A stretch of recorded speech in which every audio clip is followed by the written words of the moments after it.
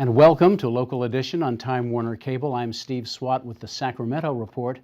In the next few minutes, we're going to talk about job opportunities for disabled Californians and military spouses, two disparate groups. My guest this segment is Brian Maienschein, who's a member of the State Assembly from San Diego County. Thanks for being back with us. Thank you, Steve. So the problem, let's start first with disabled Californians. I mean, the unemployment rate is extremely high. Unemployment rate for disabled Californians is about 80%. And so I do have a bill that will help lower that rate and also help people with disabilities live a fuller, more productive life. And so what does your bill do? So what it does is it allows for a slight increase in pay for community nonprofit groups that help disabled individuals get a job, almost like job coaches. So if they have a job at, let's say, a local restaurant, their job coach would show up and help make sure that they're acclimating well, that they're able to do the job, interact with their boss and coworkers. And we want to make sure that this process continues and that we can expand it so more and more people with disabilities can join the workforce. So I think you need to provide, you believe, an incentive to get this job done? I do. The rates for reimbursement for these groups and these individuals is very, very low. So I have a bill that just gets it back to where it was in 2006. So it's a very modest increase, but I think it's something that we'll be able to see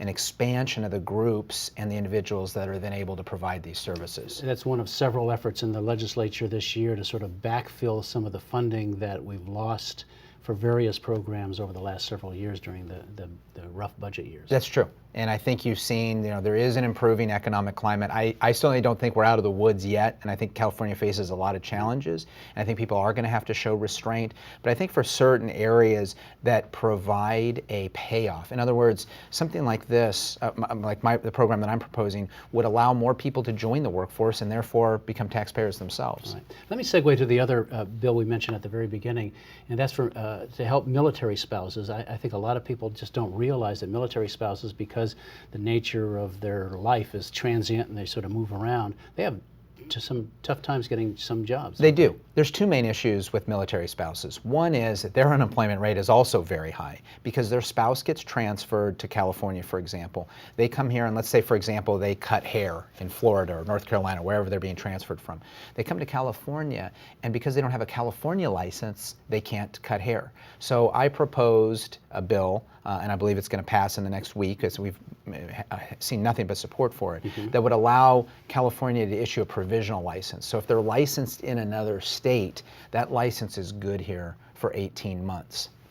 And it's my understanding there's something like 76,000 military spouses in California, a lot of them obviously in your district. Absolutely. I mean, we have a huge military presence in my district in San Diego. You're right, there's about 76,000 statewide, just very high percentage in particular in San Diego.